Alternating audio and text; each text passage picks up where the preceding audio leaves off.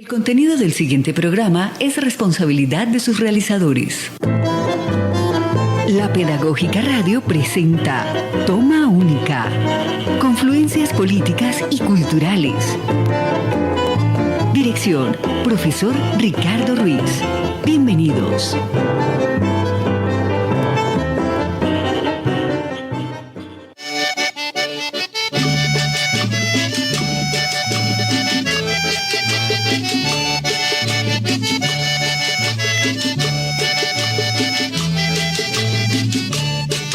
Como Dios en la tierra no tiene amigo, como Él no tiene amigo que lo quiera, tanto le pido, ay hombre, y se llevó a mi compañera.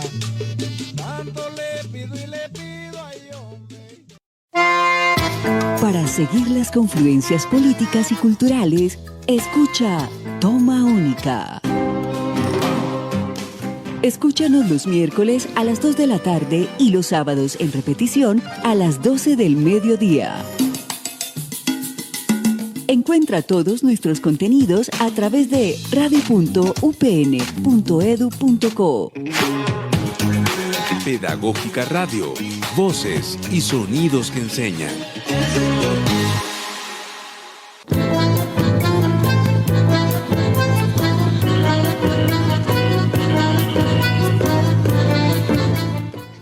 Querida audiencia de Toma Única, confluencias políticas y culturales, sean bienvenidos una vez más a su programa que pasa todos los miércoles a las 2 de la tarde, con repetición los días sábados a las 12 del mediodía, aquí en la Pedagógica Radio, voces y sonidos que enseñan. Muy feliz de ya llegar a la emisión 226 de nuestro programa, casi 9 años de trabajo radial ininterrumpido y haciendo esta emisión hoy en vivo a través de nuestro canal de YouTube y en la página de Facebook de la Pedagógica Radio. Quiero agradecerle mucho a Diana Torres, a Mario Enríquez, nuestros compañeros de la Pedagógica Radio que hacen posible también esta emisión.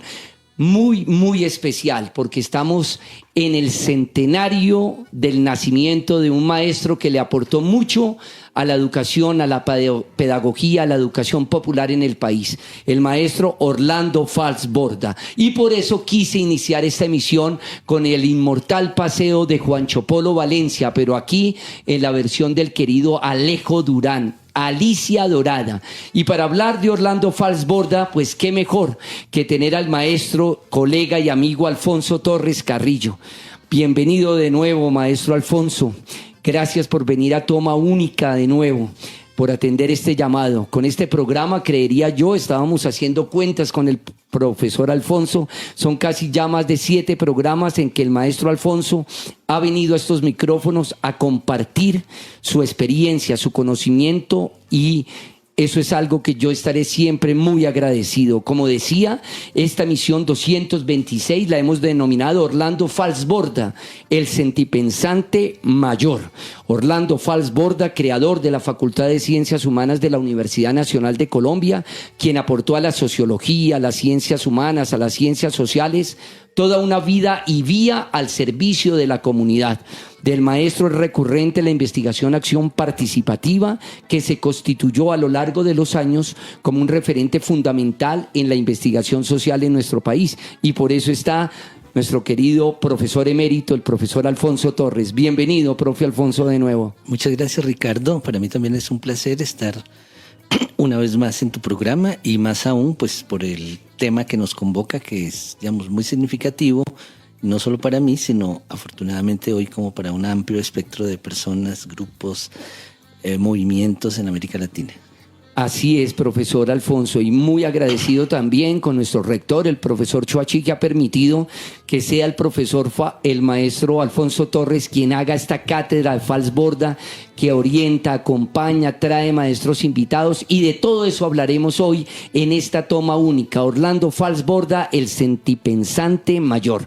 Yo les voy a invitar directamente a que entremos en tertulia, la primera etapa de nuestro programa, donde ponemos en contexto hoy no solamente a nuestra audiencia, sino a todos los espectadores que nos están viendo a través de radio.upn.edu.co.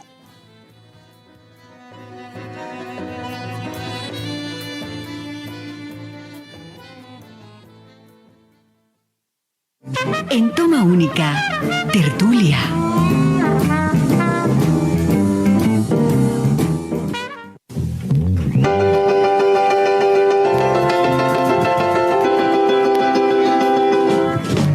Going to Kansas City, I come. Al entrar en tertulia planteamos el tema central de nuestro programa. La idea en esta franja es situar al oyente del tema del que hablaremos y también para hacer un pequeño perfil biográfico de nuestro invitado. El profesor Alfonso Torres, doctor en estudios latinoamericanos de la Universidad Nacional Autónoma de México, magíster en historia de la Universidad Nacional de Colombia, especialista en sociología política y de la administración de la Universidad Santo Tomás de Aquino, licenciado en ciencias sociales de la Universidad Pedagógica Nacional y actualmente profesor emérito de nuestra Universidad Pedagógica Nacional, con infinidad de publicaciones, libros, capítulos de libros y uno de los referentes más importantes en América Latina para hablar sobre educación popular. Además, el maestro Alfonso es un gran conocedor de la obra de Falsborda y en estos momentos tiene la bella tarea de orientar y coordinar la cátedra Falsborda en nuestra universidad. Esta ya se inició, la primera sesión se denominó Orlando Falsborda y el nacimiento de la investigación Acción Participativa. Todos invitados para que el 17 de septiembre nos acompañen con la charla Orlando Falsborda y el territorio. El 15 de octubre tendremos Orlando Falsborda en la historia y la cultura de Colombia y cerraremos esta cátedra el 5 de noviembre, Orlando Falsborda, la literatura y las artes. Maestro Alfonso, entremos en materia, ya que el tiempo es relativamente corto para hablar de una vida tan fecunda y propositiva como la del maestro Falsborda, que nos reúne el día de hoy.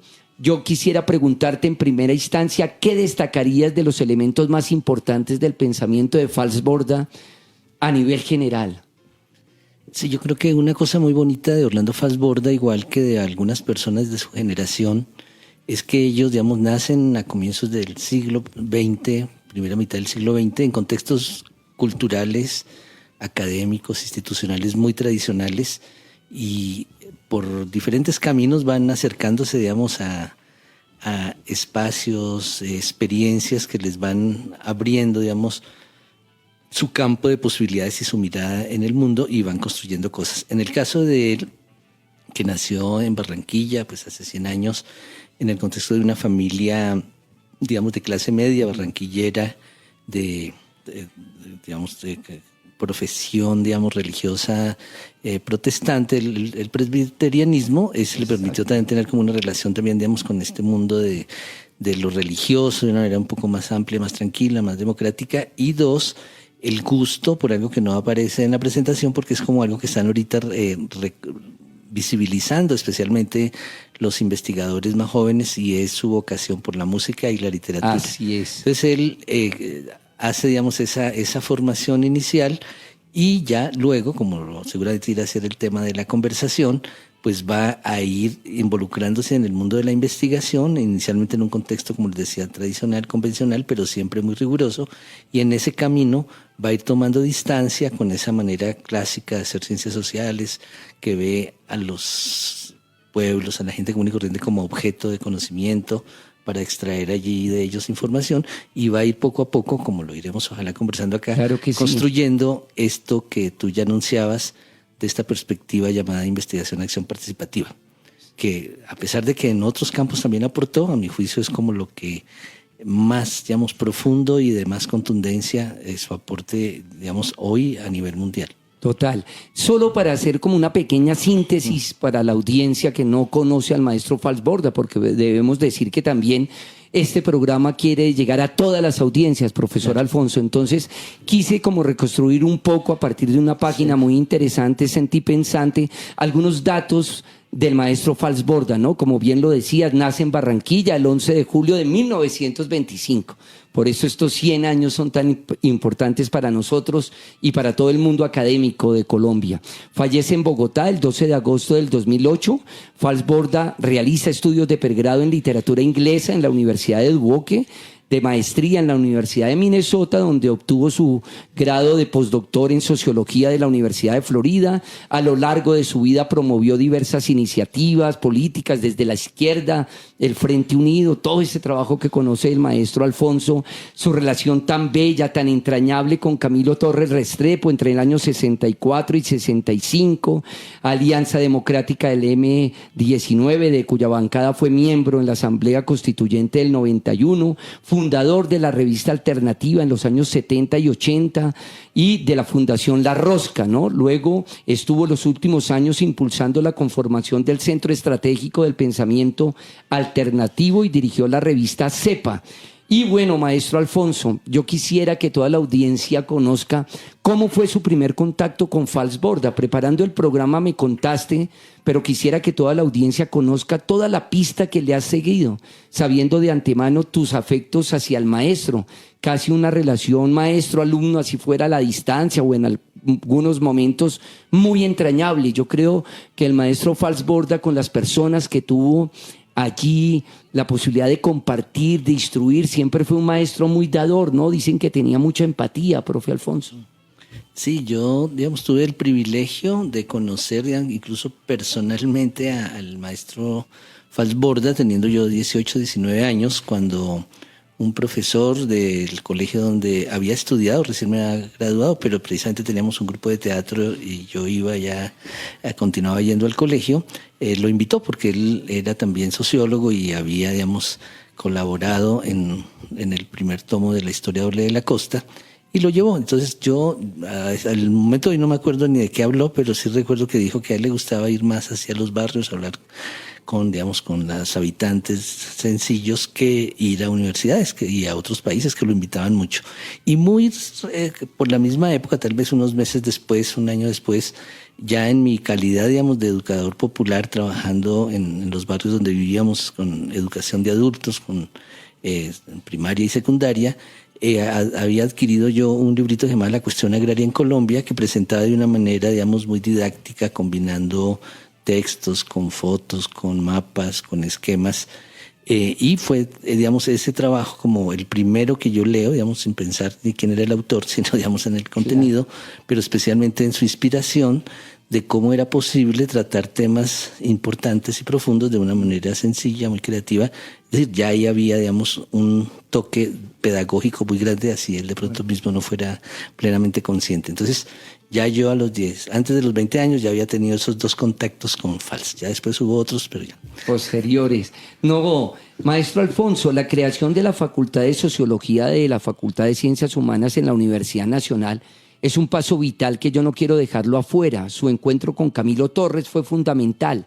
Esa primera promoción incluso mencionan que era como una familia, donde Falsborda era visto como el padre y el cura Camilo era visto como el tío bonachón, era una gran familia.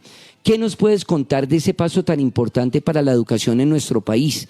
Sabemos que el maestro estuvo en Estados Unidos, en Europa, pero él quiso volver a Colombia a hablar con los campesinos, a hablar con los desplazados. Esa relación de investigador con la persona que uno va a desarrollar el trabajo fue muy, muy afable, ¿no? Además, él entró, hay anécdotas hermosísimas con la música, ¿no? Él era músico además, había una relación con la cultura popular muy fuerte, ¿no?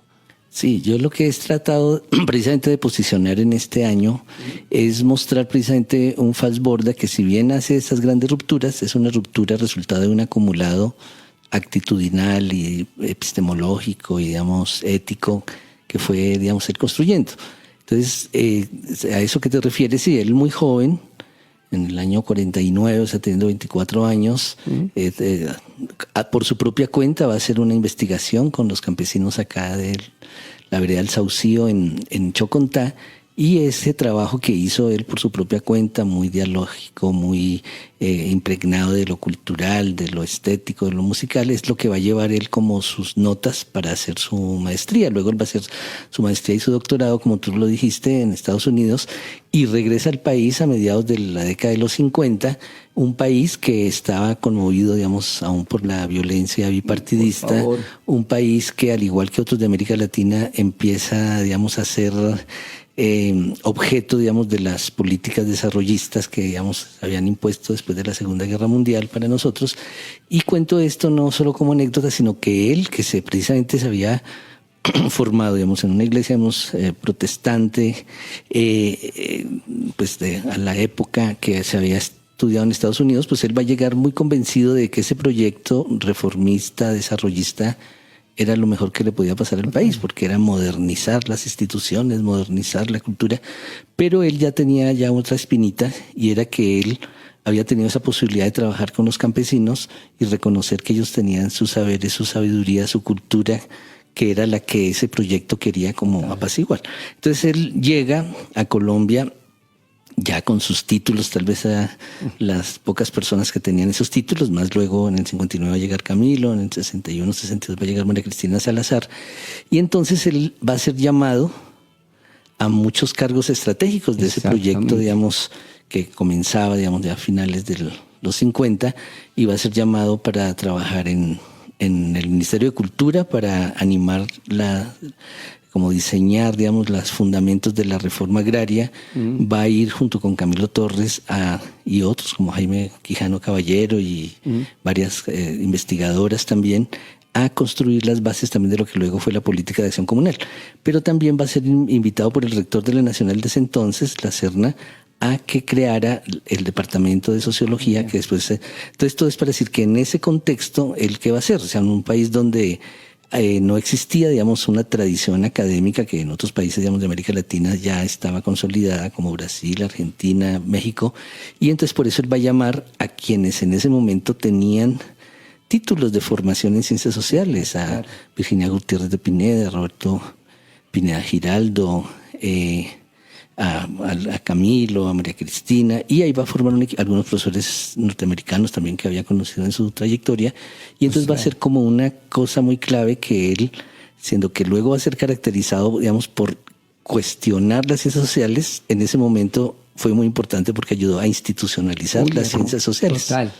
De ahí es que luego él ve importante que también esté en otras carreras como la antropología, digamos, y es cuando la Facultad de Sociología pasa a ser Facultad de Ciencias Humanas. Así es. Entonces es como un creador muchas cosas y es clave eso.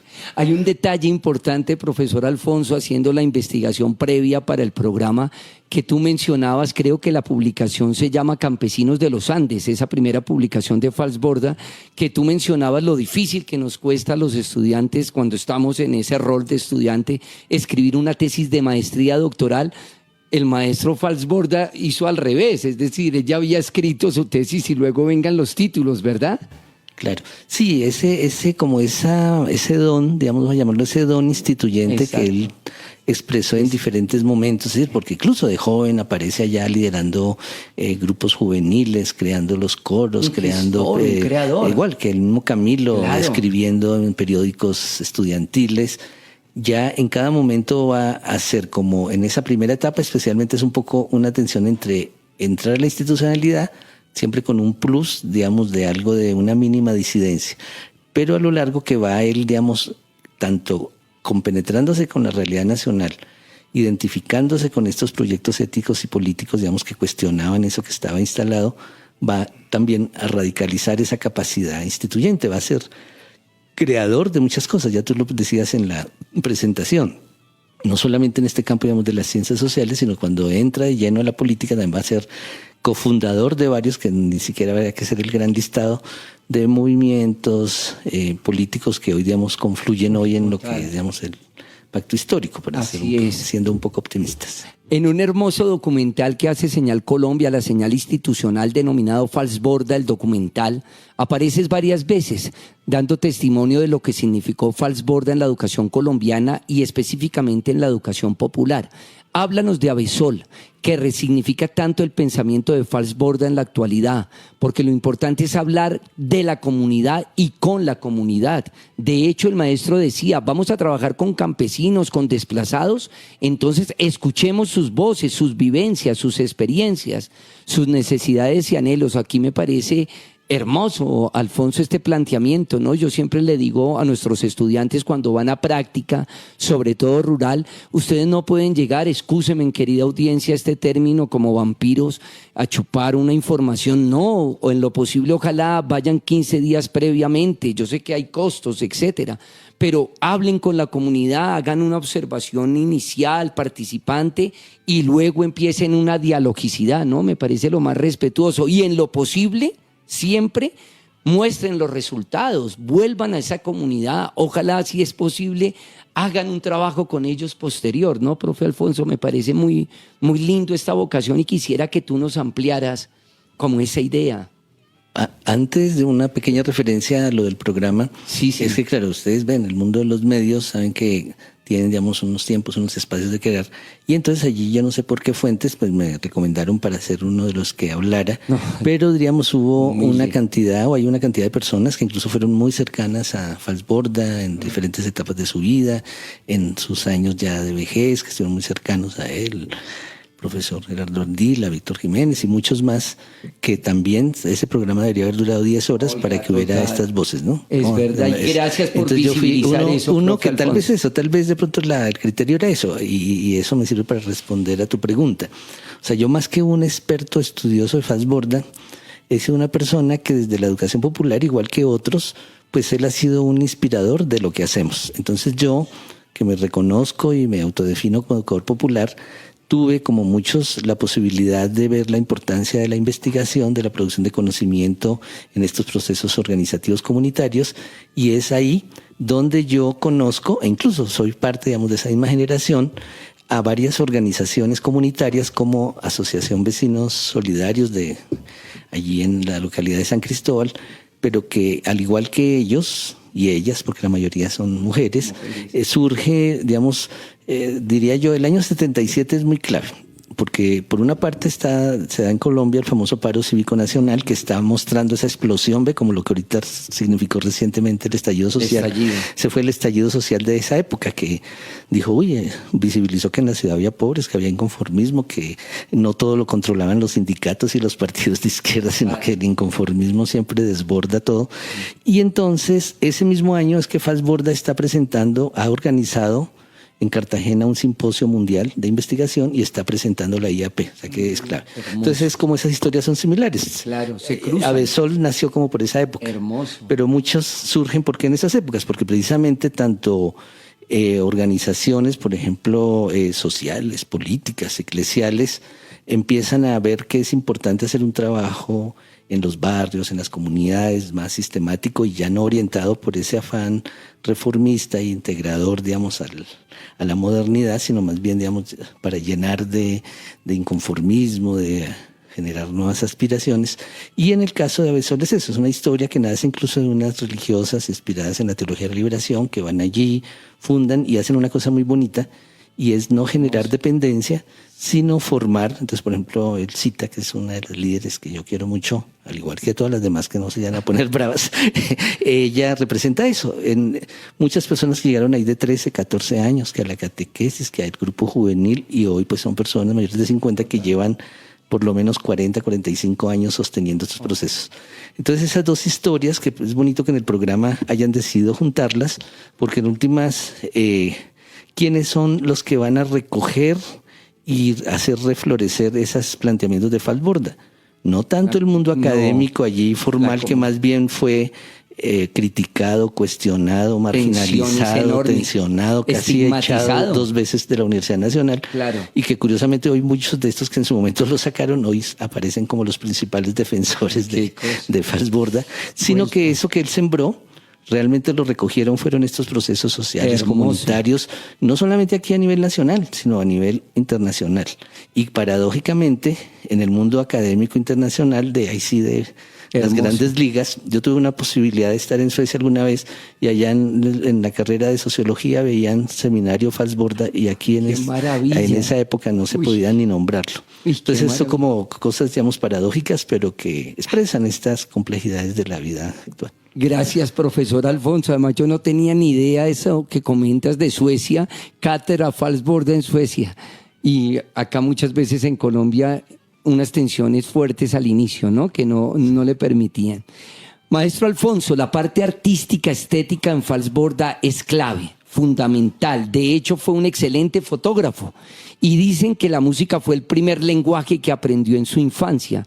Y sus gustos musicales pasaban por la música sacra, que aprendió con los presbiterianos, que tú bien lo decías, ¿no? Esa formación inicial, y ni hablar de los vallenatos y los porros, que dan fe en sus investigaciones, específicamente en una de sus obras icónicas, Historia doble de la costa, una simbiosis muy significativa entre la música popular y la música culta.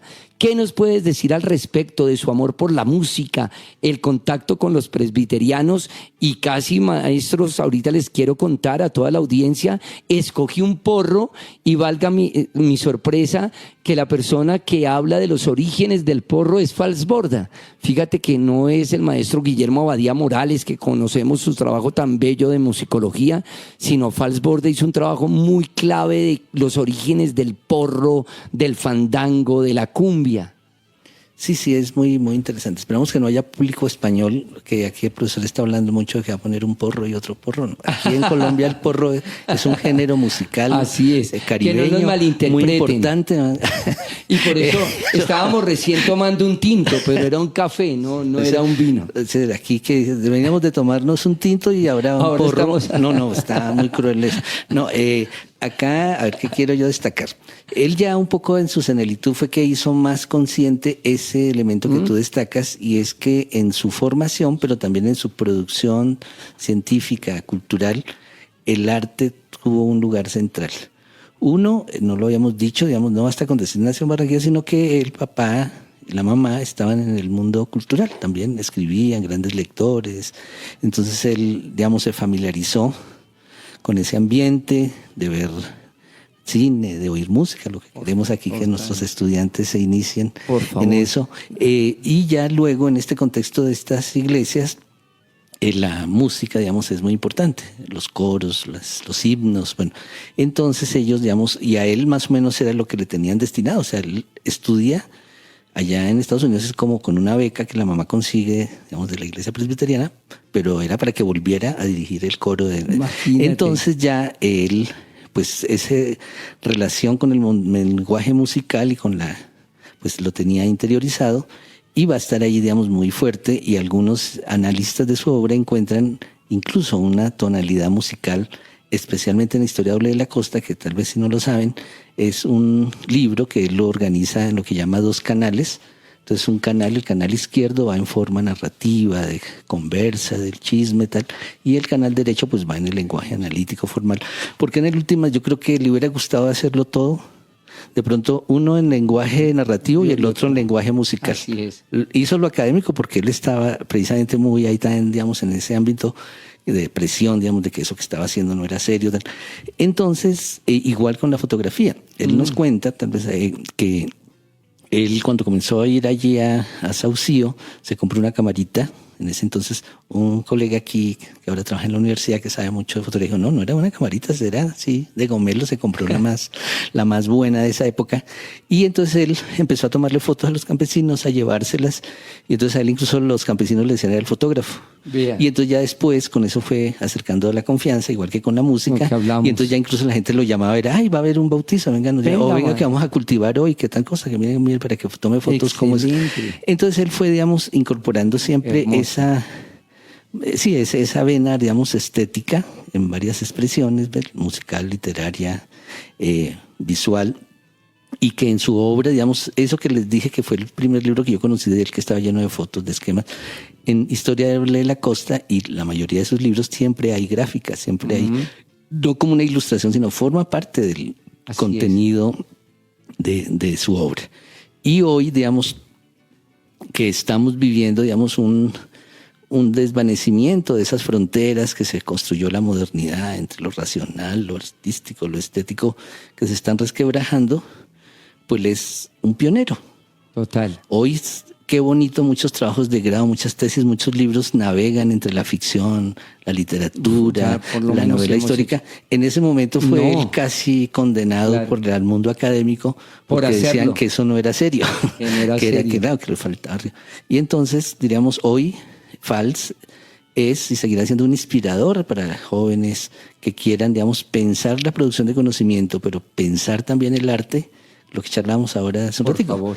Ambas cosas, porque en la vida, pero también en el mundo académico se tiende a ser muy pendular. Entonces uno, ¿no? Que la razón, el análisis, que no le metan aquí musiquita, o ahora es, no, entonces ahora es el cuerpo, la vida, la alegría, la experiencia, y como que no me le metan análisis. No, ambas cosas son importantes. Total. Entonces creo que él es pionero en ese sentido. Como la eterna disyuntiva, ¿no, profesor Alfonso? Que lo cualitativo, que lo cuantitativo, ¿no? Se nutren juntas. Querida audiencia de Toma Única, les recuerdo, estamos en nuestra emisión 226. Orlando Falsborda, el sentipensante mayor. Hoy aquí en directo agradezco a Mario Enríquez, a Diana Torres, compañeros de nuestra emisora que nos están acompañando en directo para que ustedes puedan ver esta transmisión. Y también quiero agradecerle a Yolanda Barrantes, a Laura Chávez y a nuestro director, el profe Alejandro Sepúlveda, por permitirnos estos espacios también, que algunas emisiones sean en vivo, me refiero también a través del canal de YouTube. Profesor Alfonso, vamos a escuchar una canción que usted tiene que ver mucho en esto. Y quiero que le digas a la audiencia por qué Máximo Jiménez, por qué David Sánchez Juliado, por qué el Indio Sinuano, sabiendo que este cúmulo de artistas intelectuales, incluyamos allí también a Gabriel García Márquez, tuvieron varias afinidades y la música los unió. Entonces, quiero que le digas a la audiencia esa relación entre Máximo y Falsborda, que fue más allá de lo estético, lo musical, y que los unió también estas luchas por las desigualdades de nuestro país, por la inequidad. Sí, estaba pensando, acordándome de la obra de Aytúk, Panamá. Por favor. Pensando en la intelectualidad cachaca, muy centrada en lo formal, en la forma. Le decían, no, es que se está robando Panamá, pero escribamos que es con B larga, porque tal cosa. O sea, pensando en las formas o en lo abstracto. Mientras que, diríamos, el mundo caribeño, incluso, diríamos, el mundo atlántico, eso lo aprendí con mi hijo, hay todo estudio sobre el mundo atlántico, pues es más cosmopolita desde hace mucho tiempo, y entonces ven, por el mismo hecho que aún en la actualidad uno va que a la casa alemana, a la casa italiana, digamos, ese cosmopolitismo le permitió a él precisamente tener esa relación amplia, digamos, con el conocimiento, con la cultura, donde el arte está muy presente. Entonces, cuando él ya, digamos, ha formado con otros colegas a comienzos de los 70 una fundación, La Rosca, hacen como un manifiesto, un programa de lo que quieren hacer. Entonces hay que ir a las regiones, hay que ir allí donde están las luchas campesinas, sociales, de los trabajadores, hay que producir un conocimiento bueno, pero hay que mirar cómo se le devuelve, era la expresión que utilizaba, hay que hacer una devolución sistemática a la gente. Y entonces él decía, pues hay que hacerlo en diferentes niveles. Entonces, claro, igual él podía escribir su artículo en inglés y circular y ser leído en Londres, pero también, como muchos de estos campesinos eran analfabetas, entonces ahí va a jugar un papel muy importante esto de lo mundo. Uno, con David Sánchez Juliado, la producción de unos audicuentos, digamos, unos cassettes que circulaban, los ponían en los buses para que la gente lo oyera, ¿verdad? Y también esta alianza con Máximo Jiménez, que digamos que era un cantor vallenato, un compositor, que precisamente en esa relación y en ese contexto muy fuerte de los años 70 y 80 hizo lo que llaman un vallenato protesta. Y era que la alianza era que ellos de pronto recogían la historia de alguna recuperación de tierras, de un personaje, de los pueblos indígenas. Eso lo hacía un juglar y lo llevaban a canción. Claro, era recuperar lo que se ha perdido un poco en el vallenato comercial, por favor, que es el carácter juglar. Cuando tú dices Alejo Durán, precisamente buscando, tú mismo creo que me dijiste, sí, claro, la versión que tienes de Alejo Durán. Entonces ellos fácilmente, un Alejo Durán y un Máximo Jiménez hacían muchas cosas juntos. Porque en últimas, en el fondo era eso, las expresiones eran diferentes, digamos, un énfasis en lo político, otro un énfasis en lo cultural, pero era recoger eso que estaba pasando. Entonces, allí es muy clave eso. Les recomiendo, buscan ahí sí por YouTube algo, hay un documental muy bonito sobre Máximo Jiménez, que incluso el productor y investigador fue también un egresado nuestro de sociales, Juan Carlos Gamboa, que ahí sí como dicen que le mando saludos a ella, a Valleupar, que está allá. Qué bien. No, es que es bellísimo. Y Máximo Jiménez nos representó nada menos también en Nicaragua, lo invitaron cuando el movimiento sandinista, por ser cantautor y toda esta dimensión tan importante, profe Alfonso. El vallenato era un ritmo muy cercano para el maestro. decía que desde chiquito lo bailaba bien, el vallenato, que era el apego a una raíz cultural. Posteriormente, lo que les decíamos, tuvo contactos con David Sánchez Juliado, con Máximo Jiménez, el excelente cantante cordobés, con Gabo, con quienes compartían las preocupaciones sociales. Precisamente de la autoría de David Sánchez Juliado, amable audiencia de Toma Única, quiero que escuchemos un fragmento del Indio Sinuano, que sé que le gustaba mucho también al maestro Falsborda.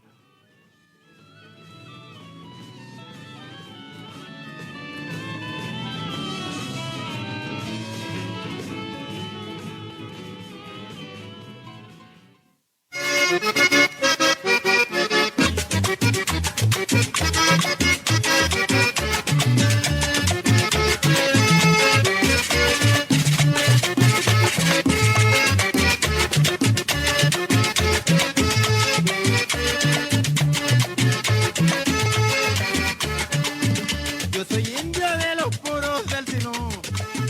Yo soy indio chato, cholo y chiquitín.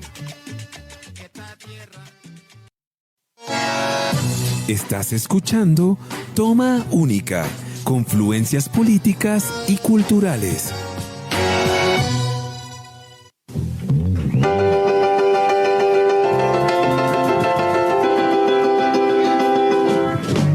Going to Kansas City. Kansas City. Maestro Alfonso, estamos en Toma Única, confluencias políticas y culturales. Recuerden, hoy esta emisión 226 en homenaje a Falsborda. Estamos en vivo, el sentipensante mayor. Maestro Alfonso, ¿qué creerías también que es importante para nuestra audiencia, futuros pedagogos, no solamente licenciados en ciencias sociales, que es la facultad que nos acobija, sino todas las licenciaturas? ¿Por qué tú le dirías a un estudiante hoy, año 2025, explora el pensamiento de Falsborda? ¿Qué crees que es lo más importante? Ya nos explicaste, de hecho yo tenía una pregunta que tú ya la respondiste cuando hablábamos de esa diferencia entre la escritura literaria, pero también la escritura rigurosa como investigador, y creo que el mejor ejemplo que nos das es cómo está estructurado la historia doble de la costa, ¿no? Como la escribió hacia un lado y hacia el otro. ¿Qué creerías tú para estos jóvenes pedagogos y por supuesto para toda la audiencia de Toma Única? ¿Qué es importante para ti referente hoy? ¿Por qué el pensamiento del maestro sigue vigente?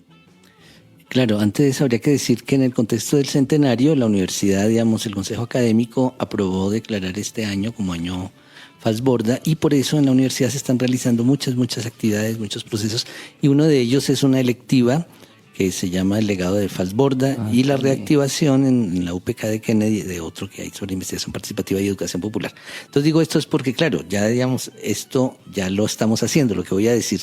Y es, bueno, ¿qué puede decir hoy a estos jóvenes que de segunda mitad de la década, 21. De mediados de la década del siglo XXI? Por favor. Una persona que, digamos, murió, nació hace 100 años y que murió en el 2008, seguramente cuando la mayoría de los chicos eran muy niños, muy jóvenes, otro mundo. Exacto. Pues claro, ¿qué es lo que hace que alguien, digamos, sea universal? No un poco como pretenden a veces los académicos, que es repetir a los autores clásicos, citarlos, recitarlos, y no dejarlos, digamos, recrearse en el contexto. Es que estos autores, precisamente, ¿quiénes son personajes conocidos a nivel mundial? Gabriel García Márquez, pues Falsborda, bueno, Camilo, bueno, que precisamente lo quisieron ser muy originales. Entonces, diríamos, acercarse a la vida y a la obra de Falsborda nos permite, no solamente, digamos, para algunos que pueden tener interés en alguno de sus campos, la investigación, como en el caso mío, su relación con la educación popular, la formación de las ciencias sociales, el tema campesino, el tema agrario, o sea, digamos, podemos hacer un abanico de por lo menos una decena de temas sobre las que él incursionó. Total. Pero claro, o identificarnos con Falsborda no es, digamos, empezar a repetirlo en todas sus cosas, sino que, al igual que ellos, que fueron muy originales, como lo había anunciado el maestro Simón Rodríguez, es, digamos, ser como ellos, es ser cada uno lo que es. Entonces, claro, ¿qué tienen en común personajes como Fals, como Camilo? O sea, que fueron personas que incluso, como les decía, criadas en unos contextos bien adversos, como el nuestro, o sea, donde la cultura está llevándonos a la consumo compulsivo, Exacto. al individualismo, a la competencia, La mercantilización. al desgano, la mercantilización de la vida, del amor, del Total. afecto. Ellos fueron en contravía y ese contravía les permitió conocer muy bien esa sociedad que les tocó vivir. Nosotros tenemos que tratar de conocerla más allá del telón de los medios. 2, tener, digamos, posiciones éticas y políticas, digamos, altruistas. Falsborg habló mucho del altruismo, de la utopía, del socialismo raizal. Es decir, más que ponerle un adjetivo, es favor. posible siempre Sí. imaginar otros mundos posibles. Digamos, allí donde en un contexto como este, donde predomina, veníamos charlando de lo que pasa hoy en las universidades, como que sería para andar ahí achicopalados. Ese es el contexto, digamos, que alimenta las esperanzas. Las esperanzas siempre son colectivas, siempre son en contravía, siempre se hacen con los más desesperanzados. Entonces, eso, digamos, para mí es como lo que si quisiera que los jóvenes de hoy retomaran eso. Lo demás viene por añadidura, es decir, que ya, miren, les gustaba leer mucho, que les gustaba el arte, que combinaban el arte con la palabra, con la escritura, que fueron muy activos también en meterse en la vida de cada momento, así como en los años finales de los 50 estaban metidos en todas estas cosas de la acción comunal, de la reforma agraria, creando universidades, creando la ESAP. Ya él, comenzando este siglo, estaba muy metido en Total. lo que pasaba en América Latina, aquí en el, digamos, en el ambiente de las propuestas sociales y políticas alternativas. Entonces hay que vivir intensamente el mundo, pero Total. siempre con un proyecto, con un sentido y con la confianza y con la esperanza de que es posible, digamos, superar todas esas cosas que hoy nos Hermoso. agobian. Esa es, maestro Alfonso, creería yo, ese legado más vital de Falsborda. Quiero, amable audiencia de Toma Única, como lo hago siempre, agradecer a nuestro decano de Humanidades, al profesor Alexander Celi Rodríguez, también saludar al profe Wilson Acosta, jefe del Departamento de Ciencias Sociales, a la profesora Marisol Ávila, coordinadora de nuestra licenciatura, y quiero enviarle también un abrazo muy fraterno a una amiga en común que tenemos con el profe Alfonso, la conocemos hace poquitos años también, a la maestra Patricia Brión, que estás haciendo una labor también muy importante a partir de este año en UPK. Te deseamos desde Toma Única también que vengan toda la energía. Qué bueno, Patricia, que estés allí acompañando ese proceso académico que es tan importante para nuestra universidad. La sede UPK es muy importante para la Universidad Pedagógica Nacional y qué bueno que una persona como tú esté liderando ese sentir nuevo de los jóvenes, ¿no? Desde dónde se enuncian. Yo creo que ese es el legado también más clave de Falsborda, profe Alfonso, que se supo enunciar, supo ser en un país, ¿no? La fácil hubiese sido quedarse en Europa, en Estados Unidos, o por qué no decirlo, muchos años en una universidad. Él nunca dejó el ser el que es, ¿no? Investigar, escribir, hablar. Te voy a invitar, querido, ¿quieres adicionar algo? Sí, es que Dale. la referencia que hiciste a Patricia, Sí, claro. hay que ampliarla en que básicamente el gran liderazgo de lo que hemos hecho aquí en la Universidad Pedagógica ha sido ella, digamos, más que yo incluso. Yo sirvo para estas cosas, ella sirve para todo, para trabajar intensamente en todo. Y realmente, digamos, las cosas que hemos logrado, tanto a nivel de la universidad como de este Comité Nacional de Impulso del Centenario, Exacto. pues ha sido gracias a esa incansable labor, esa altruista actitud y también, digamos, como esa alegría juvenil que la acompaña. Así es, así es. Lo digo públicamente, la primera vez que pisé esta universidad pedagógica, Patricia, muy amable, eran fines de los 80, me trajo a hablar del Beni Moré, de la Orquesta Aragón, de Celina y Reutilio. Entonces esas son cosas que quedan en nuestro corazón, profe Alfonso. Querida audiencia de Toma Única, Mario, Diana, los voy a invitar a que entremos en una etapa muy importante de Toma Única. Aguja y vinilo.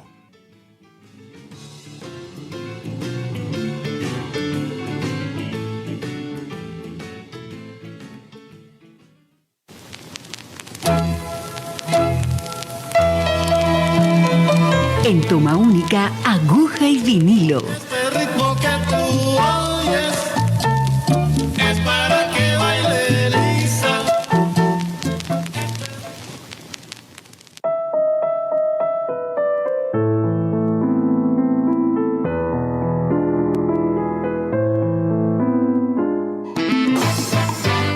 Por supuesto, me hace la pregunta el profe Alfonso que si es el sonido original del vinilo, por supuesto. En las primeras emisiones que me acompañó el profe Alfonso, año 2018, 2019, teníamos el tornamesa aquí, el vinilo ahora por cuestiones de producción. Yo directamente desde mi casa, desde mi equipo reproductor, bajo directamente el sonido del vinilo al MP3, pero queda el sonido original.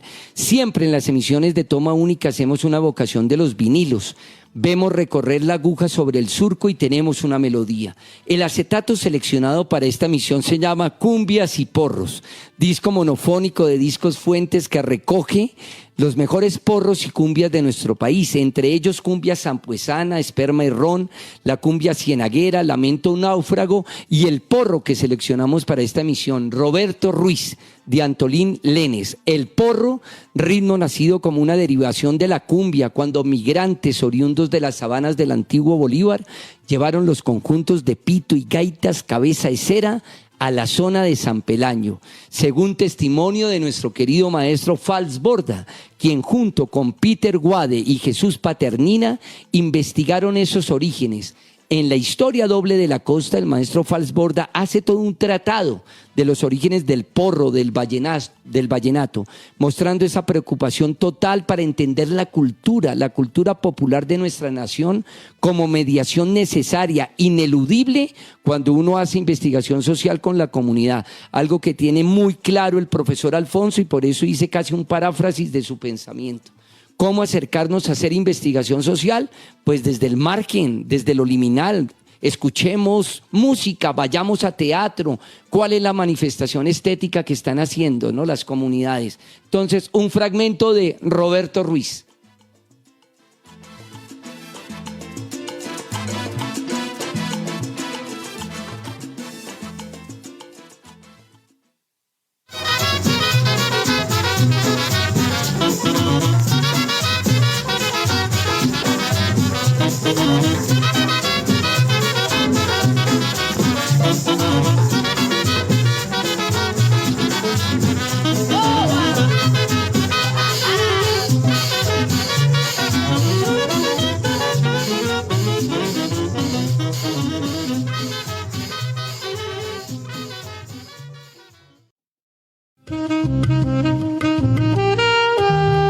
En Toma Única, El Escape.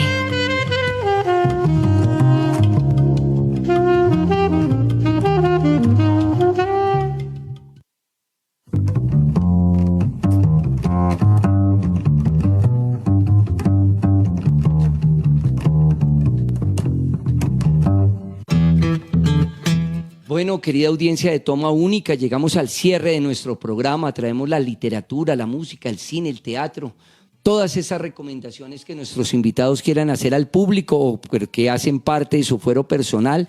De nuevo, profe Alfonso, gracias de nuevo por atender este llamado de Toma Única.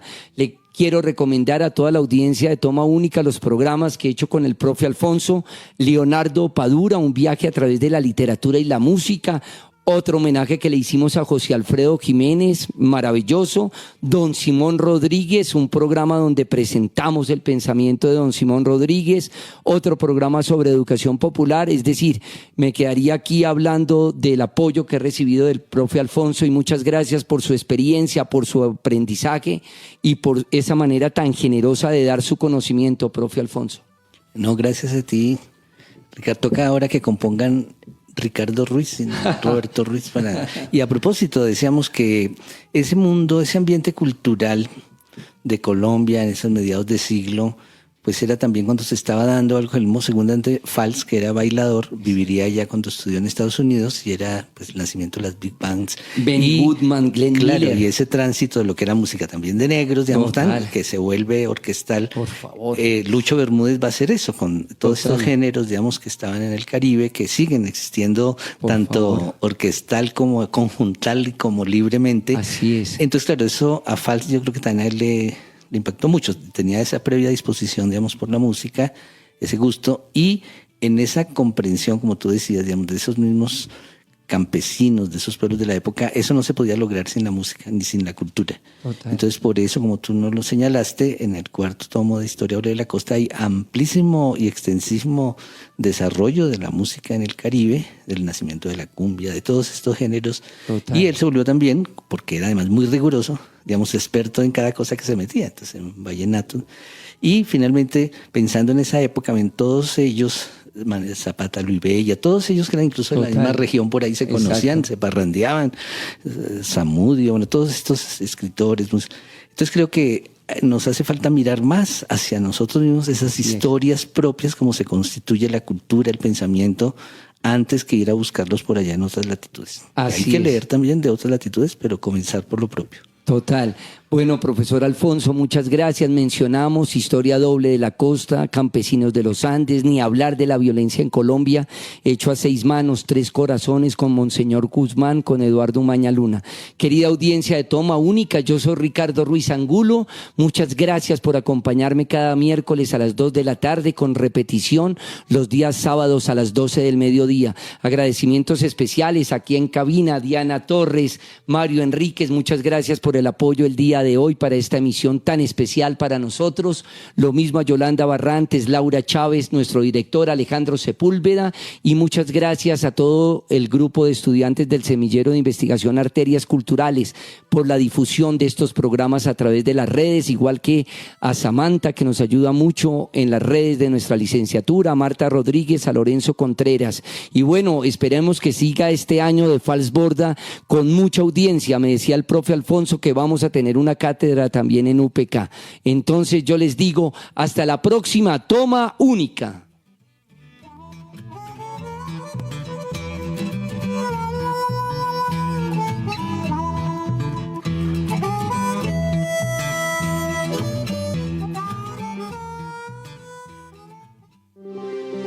Quédate con las voces y los sonidos que enseñan de la Pedagógica Radio.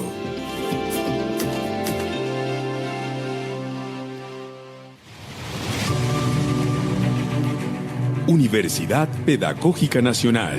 70 años siendo la educadora de educadores.